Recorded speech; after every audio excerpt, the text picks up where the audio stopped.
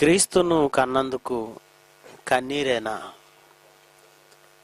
ఈ ప్రపంచంలో చాలామంది దేవుళ్ళ పేరిట ఎన్నో గుడులు, ఎన్నో ఆశ్రమాలు, ఎన్నో ఆలయాలు కట్టారు.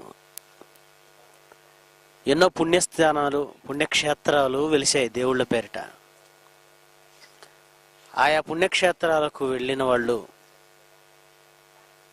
తమ కోరికలు, తమ మొక్కుబడులు తీర్చుకుంటే అనుకున్నది అవుతుంది అని చాలామంది నమ్మకాలు దేవుళ్ళపై పెట్టుకున్నారు. అందుకే భారతదేశంలో ముఖ్యంగా హైందవులకు ఎన్నో పుణ్యక్షేత్రాలు ఉన్నాయి. అలాగే ఇస్లాం సోదరులకు కూడా కొన్ని పుణ్యక్షేత్రాలు భారతదేశంలో ఉన్నాయి. అలాగే వాళ్ళకు ముఖ్య పుణ్యక్షేత్రం మక్కా, సౌదీలో. ఎలాగైతే ఇతర మతస్థులకు పుణ్యక్షేత్రాలు, ఆలయాలు, గుడులు ఉన్నాయో, క్రైస్తవులకు కూడా ఆలయాలు, పుణ్యక్షేత్రాలు, స్వస్థశాలలు దేవుని పేరిట. అంటే ఎవరిని చూసినా ప్రత్యేకత ఏమి లేదు, అందరూ ఒకటే బాట, అందరిది ఒక్కటే మాట. ఎవరు ఏ దేవుణ్ణి కొలిచినా అవసరాల కోసమే అని లోకాన్ని, లోకంలో ఉన్న భక్తులను చూస్తే అర్థమవుతుంది. ఇక ఇందులో కూడా యేసుక్రీస్తుని గురించి ఒక ప్రత్యేకమైన అభిప్రాయం మిగిలిన వారికి కూడా ఉంది. మిగిలిన మతాలలో, మిగిలిన దేవుళ్ళ దగ్గర జరగనిది యేసుక్రీస్తు దగ్గరకు వెళితే జరుగుతుంది అనే అభిప్రాయం మిగిలిన మతాల వారికి కూడా ఉంది. అంటే మతాలతో సంబంధం లేకుండా, కులాలతో సంబంధం లేకుండా యేసుక్రీస్తు పేరిట వెలసిన స్వస్థశాలలకు, యేసుక్రీస్తు పేరిట వెలసిన పుణ్యక్షేత్రాలకు భక్తులు రావడమే దీనికి నిదర్శనం. మొత్తానికి యేసుక్రీస్తు అంటే దీవించేవాడు, ఆశీర్వదించేవాడు, అనుకున్న వాటిని అనుగ్రహించేవాడు అనే పేరు ఈ ప్రపంచంలో అందరి నోట, అందరి మనసులలో ఉంది. ప్రియమైన దేవుని పిల్లలారా, యేసును నమ్మినందుకో 1 రోజు, 2 రోజులు లేదా 7 వారాలు వెళ్ళి యేసును ప్రార్థించినందుకే దీవెనలు, ఆశీర్వాదాలు వస్తే సాక్షాత్తు యేసును కంటే కన్నీరు మిగలడం ఏమిటి? సాక్షాత్తు యేసుక్రీస్తును గర్భాన్న ధరిస్తే ప్రార్థించిన వారి కంటే ఎక్కువ ఆశీర్వాదాలు, ఎక్కువ ఆశీస్సులు ఆ తల్లికి ఉండాలి కదా. ఆమె కన్నీటి పాలవడం ఏమిటి? ఆమె జీవితం కన్నీటి పర్యంతం అవడం ఏమిటి? ఇదే ఈరోజు మనం ఆలోచిస్తున్న సంచలనాత్మకమైన అంశం. ముందు చెప్పుకున్నట్టుగా అవసరాలు తీర్చేవాడే దేవుడు అనే భావం ప్రజల్లో ఉంది. అందుకే క్రైస్తవులు కూడా ప్రార్థనలు ఎలా నేర్చుకున్నారు అంటే, ఆశీర్వదించమనే పదాలతో ప్రజలను ఆకట్టుకోవడం నేర్చుకున్నారు క్రైస్తవ బోధకులు. ఇక క్రైస్తవ విశ్వాసులు కూడా సేవకుడు ప్రార్థించేటప్పుడు ఫలానా వారిని ఆశీర్వదించు దేవా అనే పదం వారి ప్రార్థనలో లేకపోతే విశ్వాసులకు కూడా ఏదో అసంతృప్తి. ఆశీర్వదించమన్న ఒక పదం అనలేదే అని ఎంత ఆతృతగా, ఎంత ఆసక్తిగా ఈ ఆశీర్వాదం అనే పదం అటు సేవకులు వాడుతున్నారు, ఇటు విశ్వాసులు కోరుకుంటున్నారు. అంటే ఆశీర్వాదం అని వీళ్ళు దేనిని ఆశిస్తున్నారు అని మనం గమనిస్తేనండి, దేవుడి ఆశీర్వాదంలో డబ్బులు వస్తాయి, దేవుని ఆశీర్వాదంలో ఇళ్ళు వస్తాయి, దేవుని ఆశీర్వాదం వలన ఆస్తులు కలిసి వస్తాయి, దేవుని ఆశీర్వాదం వలన పిల్లలు పుడతారు, దేవుని ఆశీర్వాదం వలన ఉద్యోగాలు వస్తాయి, దేవుని ఆశీర్వాదం వలన విదేశాలలో సెటిల్ అయ్యే అవకాశం వస్తుంది. ఇలా ఎందుకు ఆలోచిస్తున్నారు అని మీరు ఆలోచిస్తే, పాత నిబంధనలో కొందరి భక్తుల్ని దేవుడు ఆశీర్వదించాడు. వారిలో అబ్రహాం ఉన్నాడు, వారిలో యోబు ఉన్నాడు, వారిలో సొలొమోను ఉన్నాడు. ఇలా పాత నిబంధనలో ఉన్న కొందరి భక్తుల్ని వారి జీవితాలను ఆలోచించి ఆ రోజు వారిని ఆశీర్వదించాడు గనక ఈరోజు మనకి అవి ఇస్తాడు అనేది వీరి వాదన, వీరి ఆలోచన. ప్రియమైన దేవుని పిల్లలారా, అబ్రహామును ఆశీర్వదించిన దేవుడు మిమ్మల్ని కూడా ఆశీర్వదించవలసిన రూల్ ఏమైనా ఉందా? అబ్రహామును ఆశీర్వదించాడు గనక చచ్చినట్టు మనల్ని ఆశీర్వదించాలా? అబ్రహామును ఆశీర్వదించావు గనక మమ్మను ఆశీర్వదించు అంటున్నాం. యోబును ఆశీర్వదించావు గనక మమ్మల్ని ఆశీర్వదించు అంటున్నాం. సొలొమోనును ఆశీర్వదించావు గనక మమ్మను కూడా ఆశీర్వదించు. క్రైస్తవులు ఎప్పట్లాగే ఈ విషయంలో కూడా తప్పు చేశారని చెప్పక తప్పదు. పాత నిబంధన అప్పుడున్న పరిస్థితులు, పాత నిబంధన వారి కాలాలు, వారి పరిస్థితులు, అవి క్రొత్త నిబంధనకు వచ్చేసరికి మారాయి. మీకు తెలుసో లేదో, పాత నిబంధన దాని క్రింద ఉన్న వారంతా పసిబాలురు లాంటి వారని దేవుడు చెప్పాడు. బాలురు వాళ్ళంతా.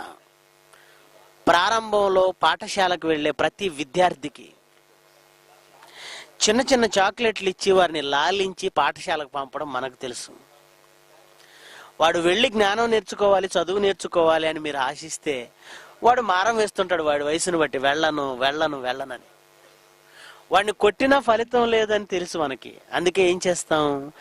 చాక్లెట్టో బిస్కెట్టో వాడికి ఇష్టమైంది మిఠాయో పెట్టి పంపిస్తాం.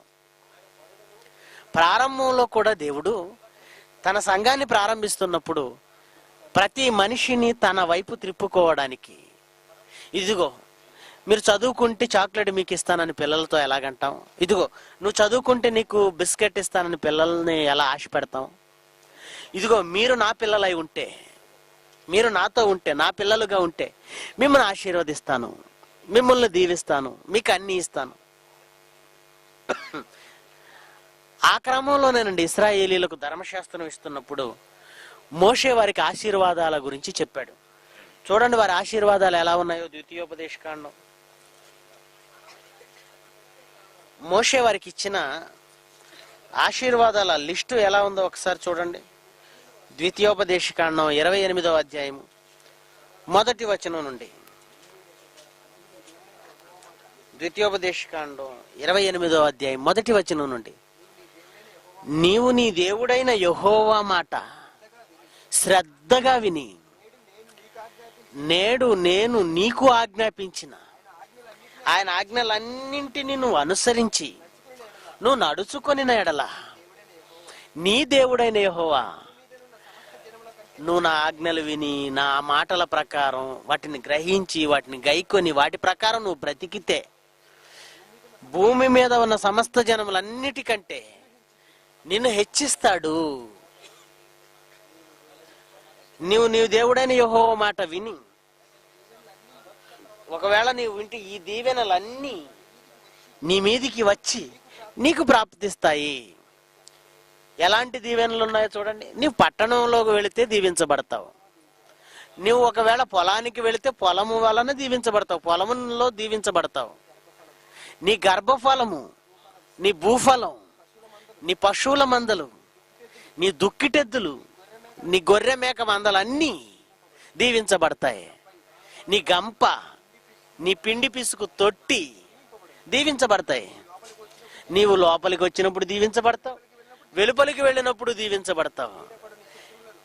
చూశారండి, నీ మీద పడు నీ శత్రువులను నీ ఎదుట హతమగునట్టు రాజ్యాల మీద యుద్ధాలలో గెలుస్తావు, రాజ్యాలు నీ వశమవుతాయి. చూశారండి, ఇవన్నీ ఒకనాడు ఇశ్రాయేలీలకు దేవుడిస్తున్న దీవెనలు, వాగ్దానాలు. చాలా మంది ఇవే చదువుకొని ఒకనాడు వారికి ఇచ్చారు గనక ఇవి మాకు కూడా వస్తాయి అన్న ఆలోచనతో ఉన్నారు. వీళ్ళు పసిపిల్లల లాంటి వాళ్ళు, ప్రారంభంలో ఉన్నవాళ్ళు, చిన్నపిల్లల లాంటి వాళ్ళు. గలతీ పత్రిక 3వ అధ్యాయము 24వ వచనం చూడండి. గలతీ పత్రిక 3వ అధ్యాయము 24. మనము విశ్వాస మూలమున నీతిమంతులమని తీర్చబడినట్లు క్రీస్తునొద్దకు మనలను నడిపించుటకు ధర్మశాస్త్రము బాల శిక్షకుడు. ధర్మశాస్త్రం ఎలా ఉపయోగపడిందట వారికి? బాల శిక్షకుడిగా ఉందట ధర్మశాస్త్రం. ధర్మశాస్త్రము బాల శిక్షకుడు అయితే ధర్మశాస్త్రం క్రింద ఉన్న వాళ్ళు బాల శిక్షకులు అన్నమాట. వాళ్ళు బాలురు గనుక ధర్మశాస్త్రం బాలశిక్షకుడయింది. అంటే ఇశ్రాయేలీలు దేవుని దృష్టిలో ఎవరన్నమాట? చిన్నపిల్లలు, ప్రారంభకులు, బాలురు, పసిపిల్లలు. కనుక ప్రారంభంలో వారిని దేవునిలో నిలబెట్టాలి గనక, ప్రారంభంలో వారిని దేవుని వైపు త్రిప్పాలి గనక, ఇదిగో మీరు గనక నా ఆజ్ఞలను పాటిస్తే ఈ దీవెనలు మీకు వస్తాయి. ఒకప్పుడు దేవుడంటే తెలియదు వాళ్లకు, ఒకప్పుడు దేవుడంటే ఎరుగని ప్రజలు వాళ్ళు.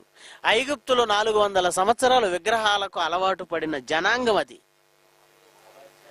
మరి వారిలో తాను పునాది వేసుకోవాలి కనుక ప్రారంభంలో అవి ఇచ్చాడు. ఇక జీవితాంతం అలాగే అన్ని ఇస్తుంటాడా? అన్ని ఇవ్వాలా? 1వ తరగతిలో ప్రారంభంలో వెళ్ళేటప్పుడు చాక్లెట్ ఇస్తావు, బిస్కెట్ ఇస్తావు, మిఠాయి ఇస్తావు. వాడు 10వ తరగతి అప్పుడు కూడా నేను చాక్లెట్ ఇస్తేనే వెళతానంటే ఎలా ఉంటుంది? వాడు డిగ్రీ చదివిన తర్వాత కూడా నాకు మిఠాయి ఇస్తేనే వెళతానంటే ఎలా ఉంటుంది? ప్రేమైన దేవుని పిల్లలారా, ఈ తేడా చాలా మంది క్రైస్తవులు గమనించలేదండి. గమనించక అబ్రహామును దీవించిన దేవుడు నిన్నెందుకు దీవించాడు అంటాడు, ప్రశ్నిస్తాడు.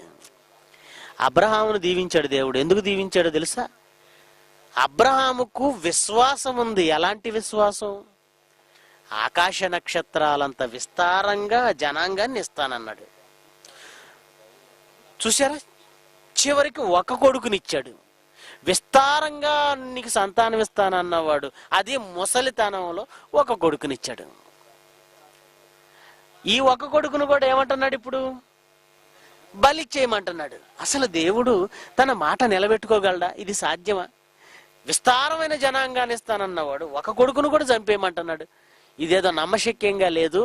ఈ దేవుణ్ణి నమ్మడం వేస్ట్, వెళ్ళిపోదామని వదిలేసి వెళ్ళిపోయాడండి. ఒకటి ఆలోచించాడు అబ్రహాం, నా దేవుడు మాట అంటే మాటే, ఆయన ఇచ్చిన మాట నెరవేరుస్తాడు, ఇచ్చిన మాట తప్పడు. ఒకవేళ నా కొడుకును చంపినా మరలా బ్రతికించి ఆ కొడుకు ద్వారా నాకు సంతానాన్ని ఇస్తాడు, ఇవ్వగలడు అని నమ్మాడు. నమ్మి బలివ్వడానికి సిద్ధపడిపోయాడు. దీన్ని ఏమంటారో తెలుసా అండి? విశ్వాసం అంటాం. విశ్వాసం. అదే మనల్ని అయితే మనం ఉంటే అదే పరిస్థితుల్లో నిజంగా గుండె మీద చేసుకొని చెప్పండి, నిజంగా 5 ఏళ్ళు జయశాలి గారికి ఇవ్వమంటుంటేనే ఆలోచిస్తున్నాం.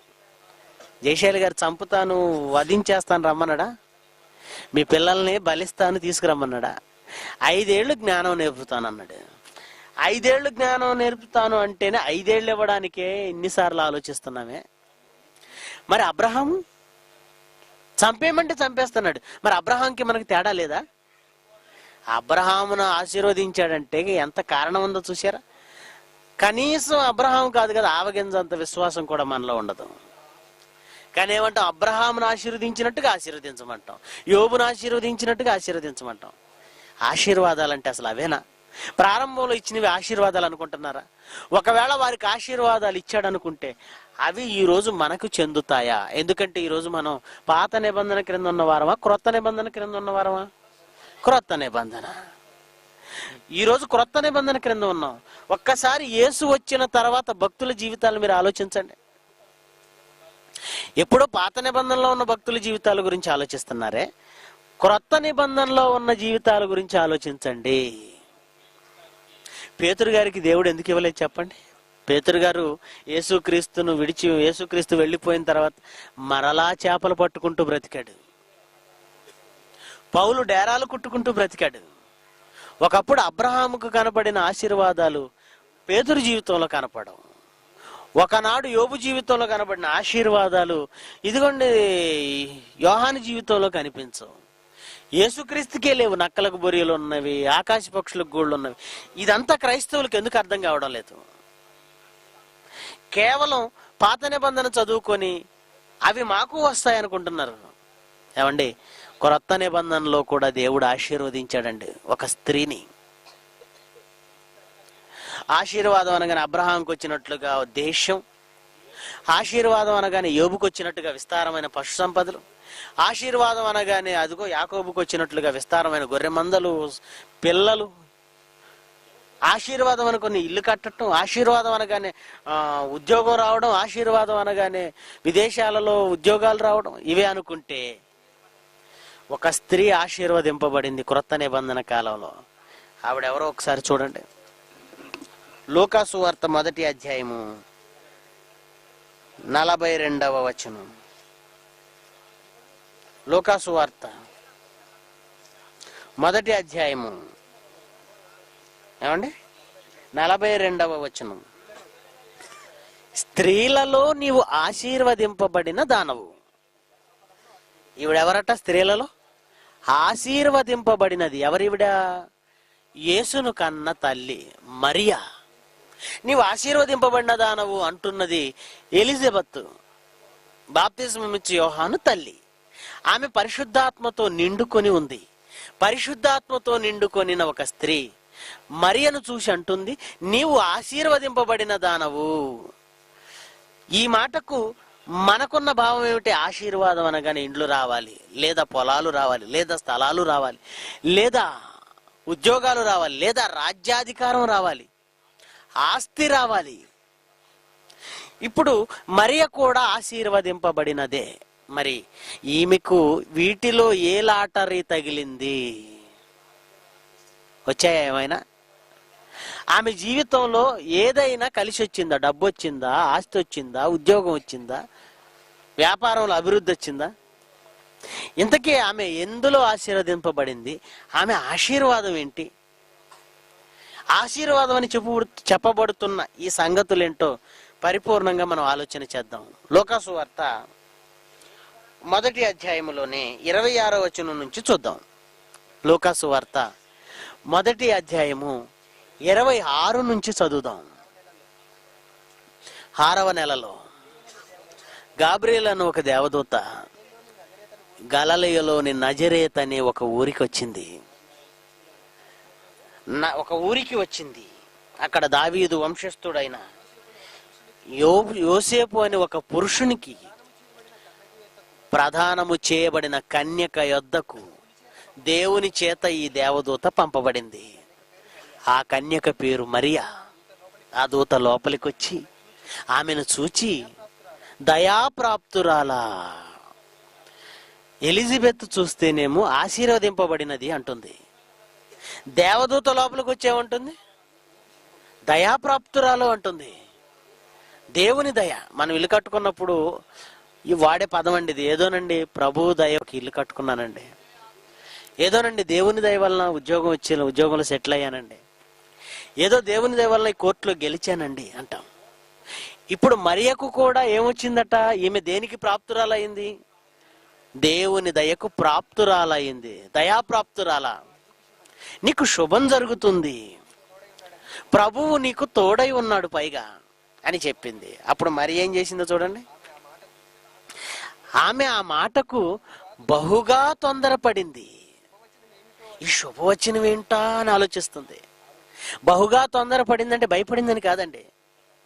శుభవచనం అనగానే అబ్రహాముకు వచ్చినట్లు నాకు ఒక దేశం వస్తుందా? యోబుకు వచ్చినట్లు నాకు ఆస్తులు వస్తాయా? యాకోబుకు వచ్చినట్లు నాకు విస్తారమైన సంతానం? మరి అంతే కదండి. శుభవచనం అంటే భయపడలేదు సుమండి, తొందరపడింది. అంటే తొందరపడింది, తనకు తానే ఆలోచించుకుంటుంది ఏ ఆశీర్వాదం ఉందో నా కోసం అని. అప్పుడు దేవదూత ఏమంటుందో చూడండి. దూత, మరియా భయపడకు, ముందేమంది? కృప పొందితివి అంది, దయ పొందితివి అంది. నిజంగా కృప దయ అయితే భయపడాల్సిన అవసరం ఏముందంటే? మీరు ఆలోచించండి. నీవు ధన్యురాలవు, నువ్వు దయ పొందితివి, నువ్వు కృప పొందితివి, దేవుని దయ నీకుంది అన్నప్పుడు ఇందులో భయపడవలసిందేముంది? అంటే నువ్వు పొందిన ఈ కృప, నువ్వు పొందిన ఈ దయ, అదిగో అబ్రహాముకు పొందిన దయ లాంటిది కాదు, యోబు పొందిన దయ లాంటిది కాదు. ఏ విషయమైనా ఒక ప్రమాదకరమైన విషయం చెప్పాలనుకోండి, మీ నాన్న చచ్చిపోయాడు అని చెప్పాలనుకోండి, బలహీనమైన వాళ్ళు ఉంటారు, స్త్రీలు ఎక్కువ మంది బలహీనమైన వాళ్ళు. మరి కన్న తండ్రి చనిపోయాడనే వార్త వెంటనే తట్టుకోలేరు. అలాంటి వాళ్ళ దగ్గరికి మీరు వెళ్ళిపోయి మీ నాన్న పోయాడు అని చెప్పారనుకోండి, వీళ్ళు కూడా పోతారు. మరి ఎలా చెప్పాలి? చాలా జాగ్రత్తగా చెప్పాలి. అమ్మ ఏం లేదు, కాసిన మంచినీళ్ళు తాగు, ఒక విషయం చెప్పాలి నీతో, కూర్చో. ఏం లేదు, పెద్దగా భయపడవలసింది ఏం లేదు, నువ్వు మనసు స్థిమితం చేసుకో, మరేమీ లేదు, మీ నాన్న చచ్చిపోయాడు అంటాం. ఆ మాట అయినా కాస్త తట్టుకోగలదంటేనే చెబుతాం. లేదంటే మీ నాన్నకి ఏదో కాస్త ఒంట్లో బాగోలేదట, మరి హాస్పిటల్లో ఇప్పుడే వెళ్ళారట, నువ్వు కూడా రమ్మని కబురు చేశారు, వెళ్ళమని చెప్తాం. ఈ పదాలు భయంకరమైన ఒక వార్త చెప్పక ముందు మనం భయపడకు, గుండె నబ్బరం చేసుకో, ఒక విషయం చెప్తాను ఆలోచించు, ఇలా అంటుంటాం. ఇప్పుడు దేవదూత కూడా మరియా భయపడకు అని ఎందుకంది?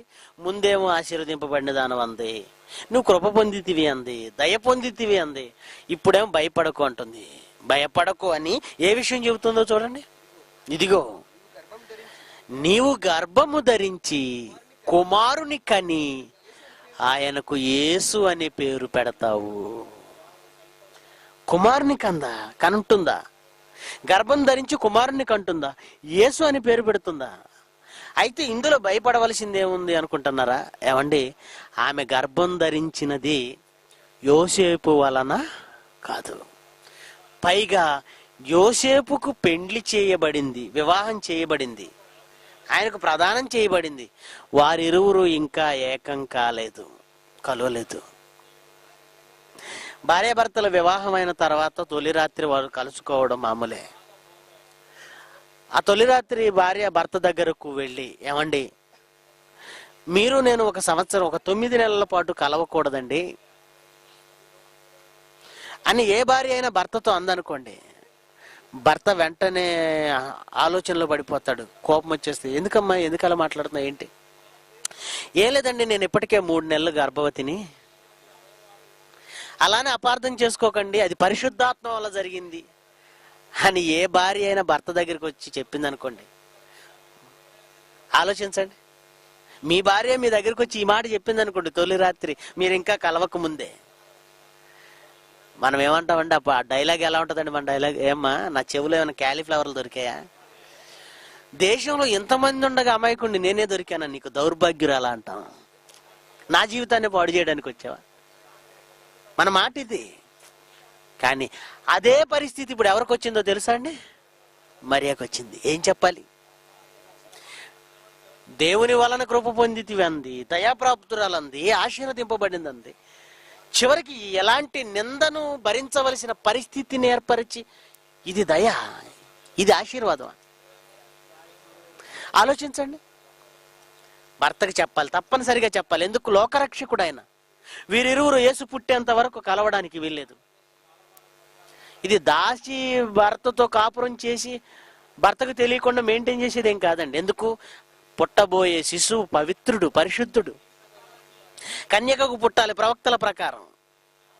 కన్యకకు పుట్టాలంటే అప్పటి వరకు యోసేపు ఆమెను కలవడానికి వీలు లేదు. అంటే తప్పనిసరిగా భర్తకు చెప్పాలి, లోకానికి చెప్పకపోయినా భర్తకు చెప్పాలి. భర్తకు చెప్పడానికి ఎంత మదన పడి ఉంటుందో ఆ తల్లి, మీరు ఆలోచించండి. దేవుని కోసం తల వంచింది, లోకానికి రక్షకుణ్ణి ఇవ్వడానికి తల వంచింది. కానీ భర్తకి ఎలా చెప్పాలి? ఇప్పుడు భర్తకి ఏం చెప్పాలి? చెబితే ఏమంటాడు? ఎలా ఒప్పించాలి? ఎలా నమ్మించాలి? ఒకవేళ అవమానిస్తే ఎంత భయపడిందో, ఎంత ఏడ్చిందో, ఎంత మదన పడిందో. చివరికి ధైర్యం చేసిందండి, భర్త దగ్గరకు వెళ్ళింది, చెప్పింది. యోసేపు కొంచెం మంచివాడేనండి. 10 మంది మధ్యకు ఈడ్చి 10 మంది మధ్య నిలబెట్టి అవమానించి ఘోరంగా హింసించి విడిచిపెట్టాలనుకోలేదు. ఒక రాత్రిపూట ఆలోచిస్తున్నాడు. మత్తయి సువార్త 1వ అధ్యాయం, మత్తయి సువార్త 1వ అధ్యాయము 18 నుంచి. యేసుక్రీస్తు జనన విధము ఎట్లనగా, ఆయన తల్లి అయిన మరియా యోసేపునకు ప్రదానం చేయబడిన తర్వాత వారింకా ఏకం కాక మునుపు ఆమె పరిశుద్ధాత్మ వలన గర్భవతిగా ఉండెను. ఆమె భర్త అయిన యోసేపుకు విషయం ఇదిగో చేరవేసింది. ఇదండి పరిస్థితి. ప్రవక్తల వచనాల ప్రకారం కన్యక గర్భాన్ని ఆ మహానుభావుడు పుట్టాలి, మీరు నేను కలవడానికి వీల్లేదు, నేను కన్యకగా ఉండాలి అని చెప్పినప్పుడు యోసేపు స్వీకరించలేదండి. అలాగని అవమానించలేదు. ఏమని ఆలోచిస్తున్నాడు చూడండి. ఆమె భర్త అయిన యోసేపు నీతిమంతుడు, మంచివాడై ఉండి ఆమెను అవమానపరచకూడదు, కానీ రహస్యంగా ఎలాగైనా విడనాడాలని ఆలోచించి ఈ సంగతుల గురించి ఆలోచించుకుంటున్నాడట. ఈ సంగతుల గురించి ఏం చేద్దాం? ఈమెను విడిచిపెట్టి నేనే వెళ్ళిపోదామా, లేదా ఈమెను దూరంగా తీసుకెళ్ళి ఎక్కడో వదిలేసి వద్దామా, ఎలా చేయాలి, ఎలా విడిచిపెట్టాలి, ఈ ఆలోచనలో ఉన్నాడండి. అంటే ఎంత కలత చెందాడో, ఎంత దారుణమైనటువంటి మానసిక సంఘర్షణలోనికి వెళ్ళిపోయాడో. ఇక నిర్ణయానికి వచ్చేసాడు, ఆమెను విడిచిపెట్టాలి. విడిచిపెడితే మరే గతి ఏంటండి?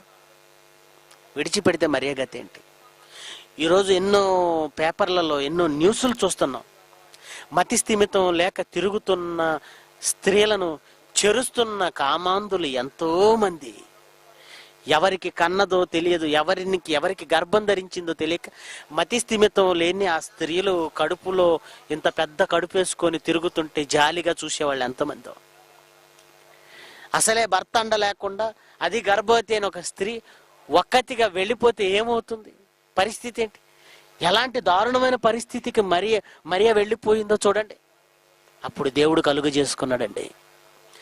భర్తే విడిచిపెడితే తల్లిదండ్రులు ఆదరించరన్న సంగతి దేవుడికి తెలుసు. భర్త చేత విడనాడబడిన దిగ్గా ఇశ్రాయేలు సమాజం ఏం చేస్తుందో తెలుసు. భర్త విడనాడిన దానిని వ్యభిచారిణిగా చేస్తే రాళ్లతో కొట్టి చంపే పరిస్థితి కూడా ఇశ్రాయేలీల్లో ఉంది.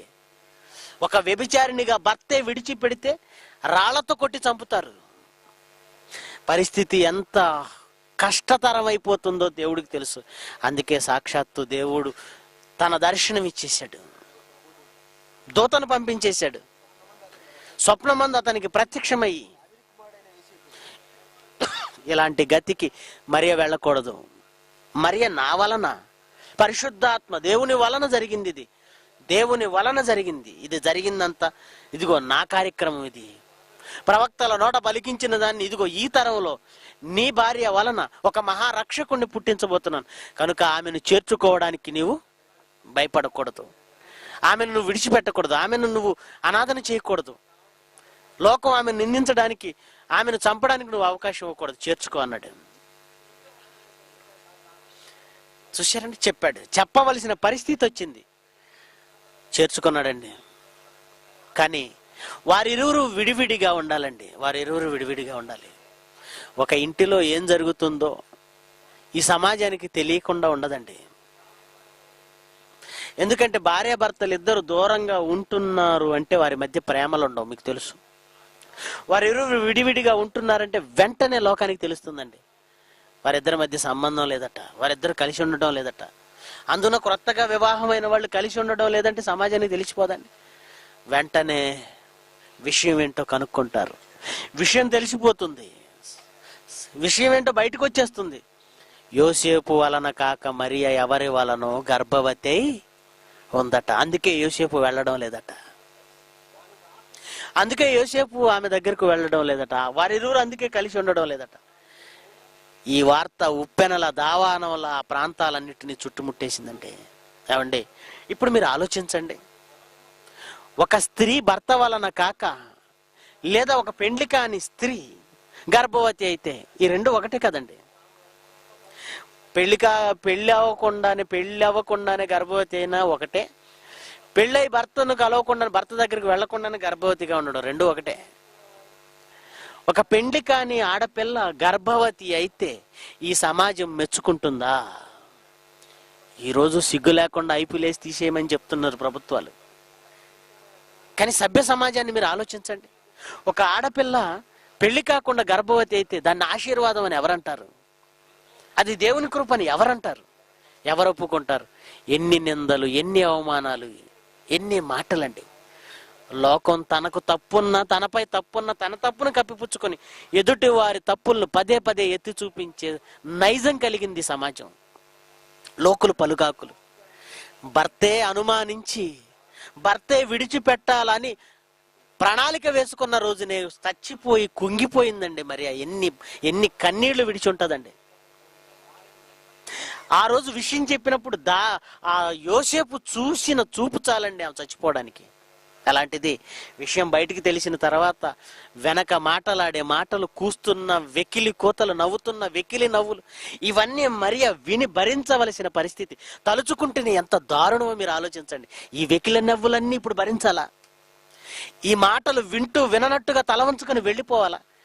ఎన్ని కన్నీళ్లను దిగమింగుకొని ఇంటిలో బయటికి కనిపించకుండా బ్రతికిందో మీరు ఆలోచించండి. ఎన్ని కన్నీళ్ల మధ్య 9 నెలలు గడిపిందో మీరు ఆలోచించండి. ఎన్ని రోజులు ఆహారం తినకుండా బాధతో ఏడుస్తూ కూర్చుందో మీరు ఆలోచించండి. చూశారండి ఎన్ని కన్నీళ్ళు. ఎందుకు ఇవన్నీ? మహాసాధ్వి, మహారక్షకుణ్ణి లోకానికి అందించడానికి ఈ బాధలు నాకు తప్పవు అనుకుంది. తల వంచింది, కన్నీళ్లు దిగమింగుకుంది, కన్నీళ్లనే ఆహారంగా చేసుకుంది. మహాతల్లి మహాపురుషుడికి జన్మనిచ్చిందండి. ఏదండి ఆశీర్వదించబడిందని చెప్పిన తర్వాత ఏది కలిసి రాలేదు. పైగా ఇన్ని బాధలు, ఇన్ని నిందలు, ఇన్ని కష్టాలు, ఇన్ని కన్నీళ్లు. బిడ్డను పెంచింది. 12 ఏళ్ల వయసు వచ్చిందండి. 12 ఏళ్ల వయసులో యేసును తీసుకొని దేవాలయానికి వెళ్ళారు. అక్కడ ఏం జరిగిందో మీకు తెలుసు. 12 ఏళ్ల వాడైన యేసు దేవాలయంలో బోధకుల మధ్య కూర్చొని తల్లిదండ్రులను విడిచిపెట్టి బోధకులతో మాట్లాడుతున్నాడు. వీళ్ళు ఆయన్ని విడిచిపెట్టి వెళ్ళిపోయారండి. ఆ తర్వాత తెలిసింది యేసు తమతో లేడు, బంధువుల్లో లేడని. తిరిగి వెతుకుతూ వెనక్కి వచ్చారు. వచ్చి ఆయన ఏమంటున్నారు చూడండి. లూకా సువార్త 2వ అధ్యాయం 48వ వచనం. లూకా సువార్త 2వ అధ్యాయం 48. ఆయన తల్లిదండ్రులు ఆయన్ను చూసి మిక్కిలి ఆశ్చర్యపడ్డారు. ఆయన తల్లి అడుగుతుంది, కుమారుడా ఎందుకు ఇలా చేసావయ్యా? మమ్మల్ని ఎందుకు ఇలా చేసావు? నువ్వెందుకు ఇలా చేసావు? ఇదిగో నీ తండ్రి నేను దుఃఖపడుచు నిన్ను ఇన్ని దినాల నుంచి వెతుకుతున్నాం కదా, ఎందుకు ఇలా చేసావు? ఎందుకు ఇక్కడ ఉండిపోయావు? అప్పుడు ఆయన ఏమనాలండి? అమ్మ నన్ను క్షమించండి, వాక్యం బాగుంది కదా అని ఆసక్తితో ఇక్కడ ఉండిపోయాను. నా తల్లిదండ్రులుగా మిమ్మల్ని బాధ పెట్టినందుకు నన్ను క్షమించండి అని అనాలి. మనమైతే అదే అంటాం. కానీ యేసుప్రభు ఏమంటున్నాడో చూడండి. అసలే బాధపడుతున్న వాళ్ళ హృదయాల్లో అసలే ఏమంటున్నాడు చూడండి. మీరెందుకు నన్ను వెతుకుతున్నారు అన్నాడు. ఏమండి అది అసలు ఇదేమైనా మాట అంటారా? మాట్లాడే తీరంటారా? మీరెందుకు నన్ను వెతుకుతున్నారు? మరి ఎవరు వెతుకుతారు? మేమే కదా నీ తల్లిదండ్రులు అంటున్నారు వీళ్ళు. మీ నాన్న నేను ఇద్దరం వెతుకుతున్నాం, మేమే కదా నీ తల్లిదండ్రులు, ఇంకెవరు వెతుకుతారు అని వాళ్ళు మాట్లాడుతుంటే ఆయన ఏమంటున్నాడు చూడండి. నా తండ్రి పనుల మీద ఉండవాలని మీరెరుగరా అన్నాడు. నేను నా తండ్రి పనుల మీద ఉండవాలని మీరెరుగరా అన్నాడు. ఆ మాటలో అర్థం ఏంటి చెప్పండి? ఆ మాటల అర్థం ఏంటి? ఈయన నా తండ్రి కాదు, నేను ఈయన కొడుకుని కాదు. నా తండ్రి వేరే ఉన్నాడు, ఆయన పని మీద నేనున్నాను. ఇప్పుడు ఉన్న బోధకులందరికీ ఏమర్థమవుతుంది చెప్పండి? అంటే ఈయన తండ్రి కాడు. ఇప్పుడు మరియ వైపు ఎలా చూస్తారు? మహాతల్లి అంటే ఇతను ఎవరు కొడుకో, ఎవరికి పుట్టాడో? ఇతని కొడుకే అయితే ఇతను వడ్రంగి, నా తండ్రి పని మీద ఉన్నానని చెప్పినప్పుడు ఇతనే తండ్రి అయితే ఏ పని మీద ఉండాలి? యేసుక్రీస్తు వడ్రంగి పని మీద ఉండాలి. కానీ వడ్రంగి పని మీద లేడు. ఏ పని మీద ఉన్నాడు? బోధక పని మీద, ఒక బోధకుడు చేసే పని మీద ఉన్నాడు. అంటే ఇతని తండ్రి ఒక బోధకుడా? ఎవరైతని తండ్రి? ఎంత అవమానింపబడి ఉండాలండి ఆ రోజు మరియా, ఎంత అవమానంతో కుంగిపోయి ఉండాలండి ఆ రోజు యోసేపు. మీరు ఆలోచించండి. ఆయన మాట్లాడిన మహాజ్ఞానం వాళ్ళకి ఎక్కిందంటారా? నా తండ్రి దేవుడని చెబుతున్న సంగతి వాళ్ళు అర్థం చేసుకున్నారా? తెలియని వారి మధ్య కూడా అవమానం పాలైపోయాడు యోసేపు. ఇక మరియకు యోసేపుకు జరిగిన ఆ సంఘటనలో వారిద్దరి మధ్య ఎలాంటి మనస్పర్ధలు, ఎలాంటి అంతర్యుద్ధం జరిగిందో మీరు ఆలోచించండి. ఇంటికి వెళితే పరిస్థితి ఏంటి? నీ కొడుకు చేసిన ఘనకార్యం చూసావు కదా. పెద్దవాళ్ళ మధ్య కూడా నన్ను తండ్రి కాదని చులకన చేశాడు కదా. నువ్వు లోకంలో నన్ను మాటలు అనిపించావు, లోకంలో నన్ను తలెత్తుకోకుండా చేసావు. ఇదిగో పెద్దవాళ్ళ మధ్య, యెరూషలేములో ఆ బోధకుల మధ్య కూడా నేను తండ్రిని కాదని తేల్చేశాడు నీ కొడుకు. ఎలాంటి కొడుకును కన్నా? ఏమండి వీళ్ళు దేవుని కుమారుడని జ్ఞానంతో పెంచుతున్నారని అనుకోకండి. అప్పుడే వదిలేశారు. అది దేవదూత రావడం, చెప్పడం, ఇవన్నీ అప్పుడే వదిలేశారు. దేవుని మాట, ఒక మాటను బట్టి జీవితాంతం భక్తిగా బ్రతికితే ఇక మనిషి అనుకోవడం దేనికండి? మంచివాడే. ఎప్పుడో చెప్పాడు యోసేపుకి దేవుని వలన జరుగుతున్న కార్యక్రమం అని. అది నమ్మి జీవితాంతం వీళ్ళని జాగ్రత్తగా చూసుకున్నాడు అనుకోకండి. యేసుక్రీస్తును వదిలేశారండి, మర్చిపోయారండి. ప్రేమైన దేవుని పిల్లలారా, ఎన్ని మాటలు మరలా యోసేపు వలన, ఎన్ని కన్నీళ్లు యేసుక్రీస్తు మాట్లాడిన మాటల వలన. 9 నెలలు ఆయన గర్భంలో ఉన్నప్పుడు ఏ రోజు సంతోషపడింది లేదు, బాధపడవడమే, ఏడవడమే. కడుపులో ఉన్నప్పుడు ఉండే కష్టాలు చాలక, ప్రసవ వేదన పడుతున్నప్పుడు ఉండే కష్టం చాలక, మాటల, బాధల, నిందల ఇవన్నీ పడి భరించి పెంచితే ఎదిగిన తర్వాత ఇతను మాట్లాడే మాటలకు మరలా అవమానాలు, మరలా నిందలు. ఆలోచించండి. పెద్దవాడయ్యాడు. పెద్దవాడైన తర్వాత అయినా బాధ్యత తీసుకొని ముసలి వయసులో తల్లిదండ్రుల ఇద్దరిని పోషిస్తూ, తనకంటే చిన్నవాళ్ళైన తమ్ముళ్లను, చెల్లెళ్లను పోషిస్తూ ఉండవలసిన వాడు ఇంటిని వదిలేశాడు, తల్లిదండ్రులను వదిలేశాడు, తమ్ముళ్లను వదిలేశాడు, చెల్లెళ్లను వదిలేశాడు. వాక్యమని, శిష్యులని వీళ్ళనంటేసుకుని ఊరూరు తిరుగుతున్నాడు. ఆ కొడుకును బట్టి ఆ కుటుంబం ఎంత దుఃఖించాలి చెప్పండి. అతన్ని బట్టి మరియను ఎంత నిందల పాలు చేసి ఉండాలి చెప్పండి. ఇంట్లో వాళ్ళంతా ఒకరోజు కొడుకు ఇంటికి రావడం లేదు, చూడాలి మనసు పుట్టి మరియకు యేసు తర్వాత పుట్టిన మగపిల్లలను తీసుకొని, యేసు తమ్ముళ్లను తీసుకొని చూడడానికి వెళ్ళిందండి ఒకసారి. అప్పుడు ఏమన్నాడో తెలుసా అండి? అప్పుడు ఏమన్నాడో చూడండి. మత్తయి సువార్త 12వ అధ్యాయము 48. మత్తయి సువార్త 12వ అధ్యాయం 48 నుంచి, నీ తమ్ముళ్ళు వచ్చారు, మీ అమ్మగారట వచ్చారు, నిన్ను చూడాలని ఎదురు చూస్తున్నారు అని ఎవరో వచ్చి విషయం చెబితే ఆయన ఏమన్నాడు తెలుసా అండి? ఎవరు నా తల్లి? నా తల్లి ఎవరు? నా సహోదరులు ఎవరు? అదేంటండి? ఎక్కడి నుండో చూడాలని వచ్చింది ఈయన కోసమే, కష్టంతో వచ్చారు. అలాంటిది వారి ముందు తల్లిని, తమ్ముళ్లను పట్టుకొని ఎవరు నా తల్లి, ఎవరు నా సహోదరులు అన్నాడండి. ఈయన మాట్లాడుతున్న పరలోకపు జ్ఞానం వీళ్ళకెందుకండి? నా తండ్రి చిత్త ప్రకారం చేస్తున్నవాడే నా తమ్ముడు, నా తండ్రి చిత్త ప్రకారం చేస్తున్నదే నా తల్లి అని చెప్పాలని ఆయన చెబుతున్న పరలోకపు జ్ఞానం వాళ్ళకెందుకండి? అవమానం, అవమానించబడ్డారు. యేసు మాటలను బట్టి అవమానించబడ్డారు. తల్లి అయితే తలంచుకుంటుంది, కానీ తమ్ముళ్ళు ఎందుకు ఊరుకుంటారు? అమ్మా, నీ కొడుకును చూడాలని అన్నయ్య అన్నయ్య అన్నయ్య అని తీసుకెళ్ళావు కదా,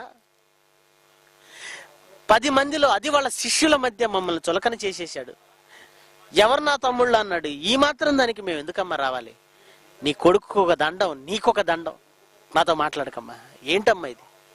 ఎన్ని బాధలు, ఎన్ని నిందలంటే ఆలోచించండి ప్రియమైన వారలారా. ఇలా ప్రతి క్షణం యేసుక్రీస్తు వలన మరియమ్మకు కన్నీళ్లు తప్పలేదండి, కన్నీళ్లు తప్పలేదు. ఇక చివరికి పరిస్థితి ఏంటో తెలుసా అండి?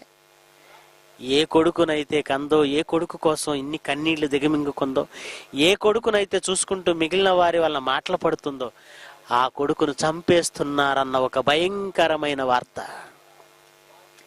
ఏ కొడుకుని కళ్ళ ముందు చంపుకోవాలని, ఏ కొడుకు కళ్ళ ముందు చచ్చిపోతుంటే ఏ తల్లి తట్టుకోలేదండి. ఒక దుర్వార్త, నీ కొడుకుని యెరూషలేము వీధుల్లో చంపేస్తున్నారు అనే వార్త వినగానే ఏ తల్లి అయినా సొమ్మసిల్లి పడిపోతుంది, గుండాకి చచ్చిపోతుంది. భరించలేనంత వార్త అది. అప్పటి నుంచి ఏడుపే ఏడుపు, ఏడుపే ఏడుపు, ఏడుపే ఏడుపు. ఈ ముసలి వయసులో నన్ను తీసుకెళ్ళండి నా కొడుకు దగ్గరకు అని అంటే ఎవరు తీసుకెళ్తారు? భర్త రానంటున్నాడు. కొడుకులా? అమ్మ, ఒక నేరస్తుడిగా పట్టుబడ్డాడు, ఒక నేరస్తుడిగా, రోమా ప్రభుత్వాన్ని ధిక్కరించిన ఒక విప్లవకారుడిగా పట్టుబడ్డాడు, రాజద్రోహిగా పట్టుబడ్డాడు. ఇప్పుడు మేము ఏ ముఖం పెట్టుకొని రావాలి? మేము రాము, మమ్మల్ని అరెస్ట్ చేస్తారు. మేము ఆయనతో ఉన్నామని మమ్మల్ని అరెస్ట్ చేస్తారు, మేము రాము, నువ్వు వెళ్ళడానికి వీల్లేదు.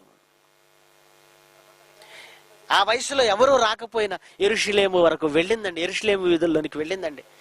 కళ్ళ ముందే కొడుకును కొరడాతో ఒళ్ళంతా రక్తం కారేలా, దెబ్బకు చర్మం చిట్లిపోయి పగిలిపోతుంటే, ఆ పచ్చి మాంసం కళ్ళ ముందు బయట పడుతుంటే చూడలేక ఎంత చిత్రవద అనుభవించిందండి. కన్న కొడుకు దేహం ముక్కలైపోతుంటే ఎంత కాయిక ఏడ్చి కన్నీళ్లే రానంతగా ఏడ్చిందండి. కళ్ళ ముందే కొడుకు సిలువలో వేలాడుతూ ప్రాణాలు పోతుంటే ఆ తల్లి పరిస్థితి ఏంటో మీరు ఆలోచించండి. ఎలాంటి పరిస్థితి? ప్రియమైన దేవుని పిల్లలారా, మీరు ఆలోచించండి. యోహాను సువార్త చివరికి ఎలాంటి పరిస్థితి వచ్చిందంటే, యోహాను సువార్త 19వ అధ్యాయము 26వ వచనం నుంచి. యోహాను సువార్త 19వ అధ్యాయం 26 నుంచి.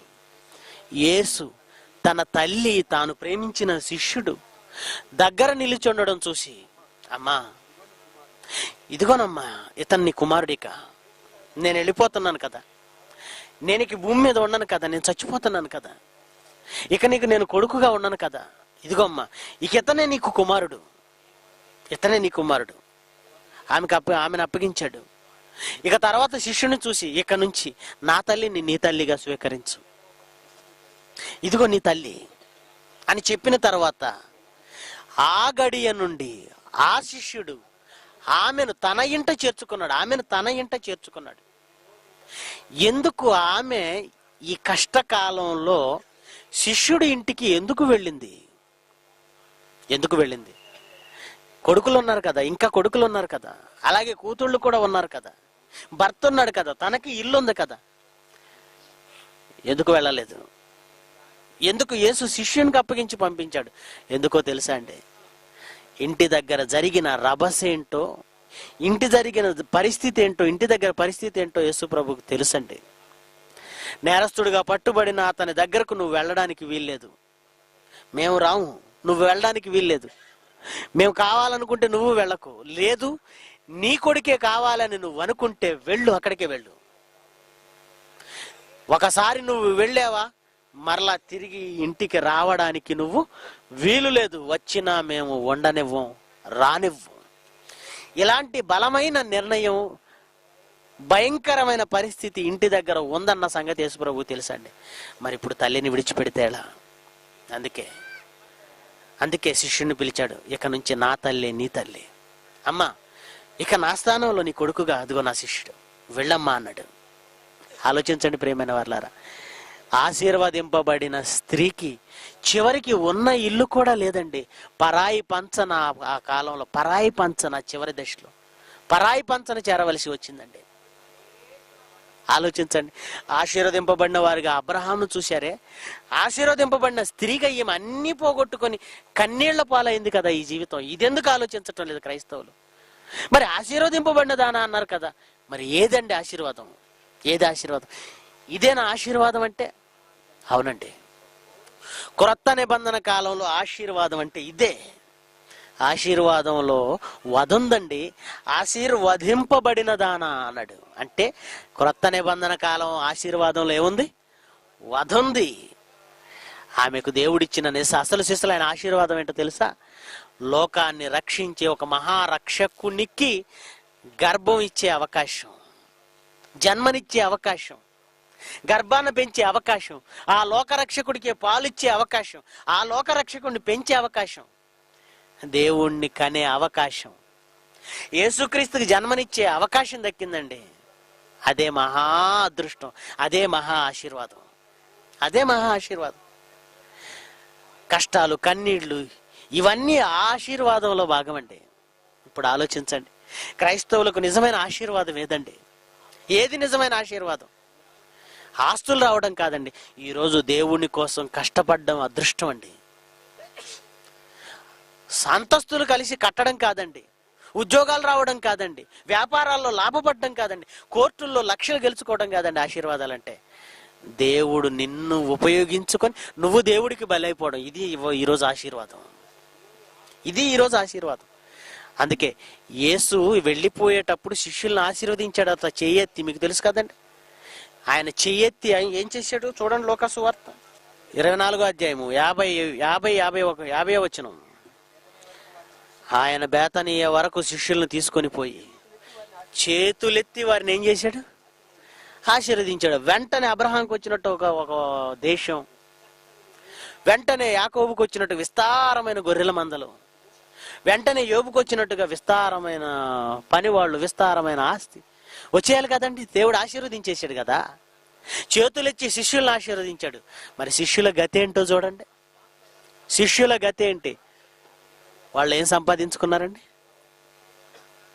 పౌలు అంటాడు, యేసులో లేనప్పుడు అన్నీ ఉన్నాయి పౌలుకి, యేసులోనికి వచ్చాక సమస్తము పెంటతో సమానంగా ఎంచుకున్నాడు.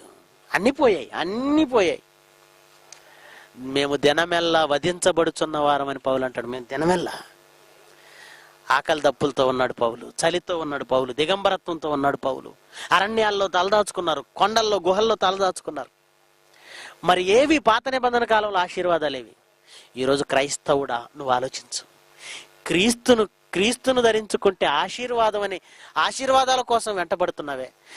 నువ్వు క్రీస్తును ధరించుకున్నావు, కానీ క్రీస్తును కన్నది ఆమె. గర్భాన ధరించింది, 9 నెలలు మోసింది, 9 మాసాలు మోసింది. ఆమెకే కష్టాలు కన్నీళ్ళైతే మరి నీ గతేంటి?